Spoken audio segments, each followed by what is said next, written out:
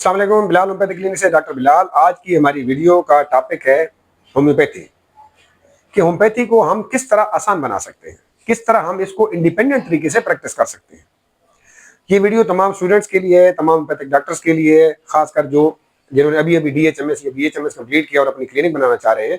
تو یہ انڈیپینڈنسی صرف اس صورت میں ممکن ہے کہ جب ہمیں ہر اس سبجیکٹ کی کتاب معلوم ہو جو ہم پڑھنا چاہتے ہیں، اور یہ بھی معلوم ہو کہ ہم نے اس کتاب کو پڑھنا کیسے ہے۔ مثال کے طور پہ اگر ہم نالج آف ڈیزیز لینا چاہتے ہیں تو ہمیں پتہ ہو کہ ہم نے کون سی کتاب پڑھنی ہے اور کیسے پڑھنی ہے۔ اس طرح اگر ہم نے کانسٹیٹیوشن پڑھنا ہے تو کانسٹیٹیوشن کے لیے بھی ہمیں پتہ ہو کہ اس کے لیے ہم نے کتاب کون سی پڑھنی ہے اور پھر کس طرح سے پڑھنی ہے۔ اس طرح اگر ہم نے سینسیشن میتھڈ کے بارے میں پڑھنا ہو تو بھی ہمیں پتہ ہو کہ ہم نے اس کے لیے کون سی کتاب پڑھنی ہے۔ اگر ہم نے ڈوز اینڈ پوٹینسی کے بارے میں پڑھنا ہے تو ہمیں پتہ ہو کہ ڈوز اینڈ پوٹینسی کے لیے ہم نے کتاب کون سی پڑھنی ہے اور پھر اس کو کس طرح پڑھنا ہے۔ اس طرح پھر باری آتی ہے میٹیریا میڈیکا کی، تو ہمیں میٹیریا میڈیکا کے بارے میں بھی یہ نالج ہو کہ ہم نے میٹیریا میڈیکا کو پڑھنا کیسے۔ اتنا بڑا سسٹم ہے، مختلف میٹیریا میڈیکا لکھے گئے ہیں۔ کسی نے میٹیریا میڈیکا کے اگر ایک دوائی کے بارے میں 15 پیجز لکھے ہیں تو ایک دوسرے ڈاکٹر نے اس کے بارے میں ہو سکتا ہے 6 پیج لکھے ہو، پھر ایک اور ڈاکٹر ہے اس نے ہو سکتا ہے 1 پیج لکھا ہو۔ تو کسی بھی سسٹم کو پڑھنے کے لیے ضروری ہوتا ہے کہ اس میں سیکوینس ضروری ہو کہ آپ نے اس کو کس سیکوینس سے پڑھنا ہے۔ جنرل ایک چھوٹا سا انٹروڈکشن دیتا ہوں۔ جیسے اگر ہم نے نالج آف ڈیزیز لینا ہے تو ہم ڈاکٹر روڈک کی کتاب ویڈ میکم ریفر کریں گے۔ اس طرح اگر ہم نے کانسٹیٹیوشن پڑھنا ہے تو ہم ڈاکٹر گریول کی کتاب 3 کانسٹیٹیوشن پڑھیں گے۔ اس طرح اگر ہم نے ڈوز اینڈ پوٹینسی پڑھنی ہے تو ڈاکٹر PS روات نے لکھی ہے کتاب، اس کا نام ہی ڈوز اینڈ پوٹینسی ہے۔ تو اس طرح اب بات آ جاتی ہے پھر میٹیریا میڈیکا پہ کہ ہم میٹیریا میڈیکا کو کس طرح پڑھیں گے۔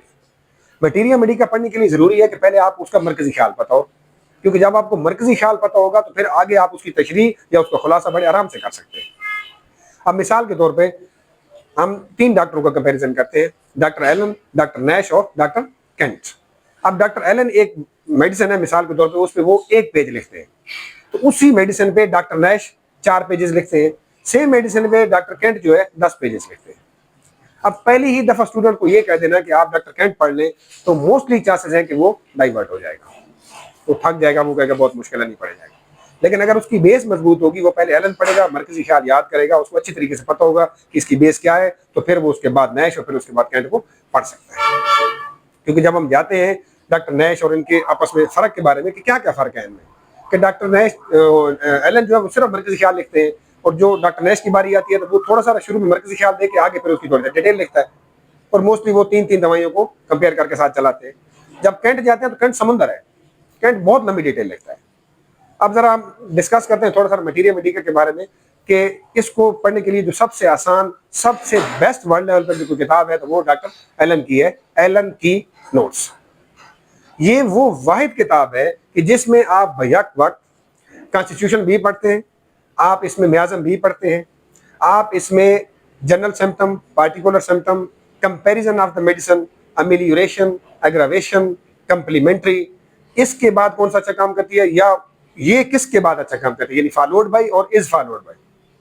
اس طرح اورژن، لائکس، ڈس لائکس، یہ ساری چیزیں آپ اس میں پڑھتے ہیں۔ اور یہ جو کتاب ہے یہ ایک سیکوینس کے ساتھ لکھی گئی ہے۔ اب سب سے اہم چیز یہ ہے کہ ہم نے اس کتاب کو پڑھنا کیسے ہے، کیونکہ اس کتاب میں مختلف قسم کے سیمبل استعمال ہوئے ہیں، اس کتاب میں کچھ لفظ چھوٹے لکھے ہوئے ہیں، کچھ بڑے لکھے ہوئے ہیں، اس کتاب میں کچھ ریفرنسز دی ہوئے ہیں، ایون کہ آپ اس کتاب میں جو ہے ریپرٹری کو بھی ساتھ لے کر چل رہے ہوتے ہیں، کیونکہ کچھ روبرک ساتھ میں بریکٹ میں دیے ہوئے ہوتے ہیں۔ تو یہ وہ واحد کتاب ہے جس کو اگر آپ پڑھیں تو آپ کی بیس انتہائی مضبوط ہو سکتی ہے، اور پھر اس کے بعد آپ جس میٹیریا میڈیکا کو چاہیں پڑھ سکتے ہیں۔ میں آپ کو جنرل اگزامپل دوں گا 2 چھوٹی، پھر اس کے بعد ہم ویڈیو کلوز کریں گے۔ نمبر 1، جیسے کہ ہم سر سپرلا میں پڑھتے ہیں، یہ میں کمپیریزن کے حوالے سے ایک ایگزامپل کوٹ کروں گا، کہ جب ہم سر سپرلا میں پڑھتے ہیں تو اس میں لکھا ہوا ہے pain on the conclusion of urination. Conclusion کہتے ہیں رزلٹ آنا، نتیجہ آنا، کہ چھوٹا پیشاب کرنے کے بعد بھی جلن ہوتی رہے۔ نتیجہ کب آتا ہے؟ پیپر دینے کے بعد میں نتیجہ آتا ہے۔ تو اس طرح چھوٹا پیشاب کرنے کے بعد بھی جلن ہوتی رہے تو سر سپرلا۔ یہی نقطہ جب ہم تھوجا میں پڑھتے ہیں ایلن میں تو وہاں لکھا ہوا ہے at the close of urination. ہم کلوز کو کیسے پڑھیں گے؟ کلوز کہتے ہیں بند کر دیں، یعنی فوراً بند ہو گیا، یعنی کلوز ہونے پہ، چھوٹا پیشاب بند ہونے پہ، ختم کرنے پہ اگر جلن ہوتی ہے یا کر رہے ہوتے ہیں اور بند ہو رہا ہوتا ہے اس وقت جلن ہوتی ہے تو تھوجا آئے گی، اور کرنے کے بعد بھی جلن ہوتی رہتی ہے تو سر سپرلا آئے گی۔ یہ ہے صرف کمپیریزن کا ایک حوالہ جو آپ کو سمجھایا گیا۔ اسی طرح ایک چھوٹا سا مثال آپ کو اور بھی دے دیتا ہوں۔ ہم رس ٹاکس پڑھتے ہیں, سپرین کے حوالے سے ہم بہت اچھی طرح جانتے ہیں کہ موچ آ جائے تو رس ٹاکس بہت اچھی میڈیسن ہے. لیکن جب ہم نے اس کو پڑھا تو پڑھنے کے بعد پتہ چلا کہ یہ سپرین اور سٹرین دونوں میں بہت اچھا کام کرتی ہے. تو پہلے ہم نے یہ سمجھا کہ سپرین کیا ہے اور سٹرین کیا ہے. اب سپرین کیا ہے؟ سپرین کہتے ہیں کسی جوڑ میں موچ آ جانا, یعنی آپ کا ٹخنا, آپ کا گھٹنا, آپ کی کلائی ایٹسٹرا, جہاں جوڑ ہے. اور جو سٹرین ہے وہ یہ ہے کسی جگہ کا کھچ جانا, یعنی پٹھا یا ٹینڈن کھچ گیا ہے تو اس میں ہم اس کو سٹرین کہتے ہیں, چاہے کوئی وزن اٹھاتے وقت یا رکھتے وقت اس طرح کا. تو رسٹاکس میں وہ لکھتا ہے کہ سپرین ہو یا سٹرین ہو, دونوں صورتوں میں اگر صرف ٹینڈن اور مسل ڈسٹرب ہوا ہے, یہ ایلن کی نوٹ میں لکھا ہوا ہے کہ اگر صرف ان دونوں میں سے کوئی چیز ڈسٹرب ہوئی ہے, اور پٹھا جو مسل ہے یہ پٹھا ہے اور ٹینڈن جہاں پہ یہ چمٹا ہوا ہوتا ہے وہ ٹینڈن کہلاتا ہے, کہ اگر یہ دو ڈسٹرب ہوئے ہیں تو میڈیسن آئے گی رسٹاکس. یعنی چاہے سپرین ہوئی ہے چاہے سٹرین ہوئی ہے, دونوں صورت اگر یہ ڈسٹرب ہوئے ہیں تو رسٹاکس آئے گی. لیکن کام اگر اس سے بڑھ گیا ہے, اگر لیگامنٹس ڈسٹرب ہو گئے, یعنی کہ وہ پٹھا جو اس میں جوڑ کے اندر سے جوڑ کو پکڑا ہوا ہوتا ہے وہ اگر ڈسٹرب ہو گیا تو پھر بات رسٹاکس سے نکل کر روٹا میں چلی جائے گی, کیونکہ رسٹاکس میں یہ مینشن کیا ہوا ہے کہ sprain or strain of a single part تو رسٹاکس, لیکن روٹا میں سمپل سپرین لکھا ہوا ہے, اور وہ ہڈی کے معاملے میں بڑی دوائی ہے, کیونکہ جب لیگامنٹس ڈسٹرب ہو جائے گا تو لازمی بات ہے ہڈی بھی ڈسٹرب ساتھ میں ہو جائے گی, تو ہاں آئے گی پھر آپ کی روٹا.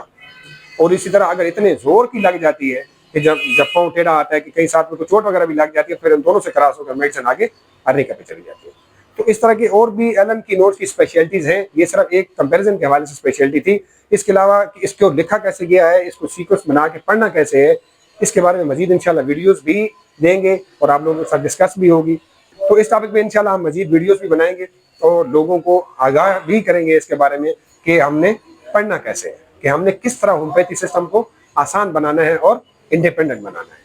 تو اس سلسلے میں ہم انشاءاللہ کلاسز کا بھی جو ہے نا شروع کریں گے.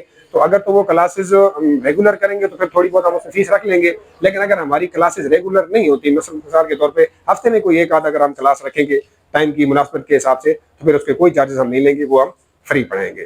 تو دعا ہو رہی ہے گا ہمارے لیے بھی کہ ہم نے جو اچھا کام شروع کیا ہے اس میں اللہ ہماری مدد کرے, اور آپ لوگوں کی دعا بھی ہمارے ساتھ شامل ہوگی تو ہم اور آسانی ہوگی, کیونکہ دعا تمام مسئلوں کا حل ہوتی ہے. تو اجازت دیجیے, اللہ حافظ.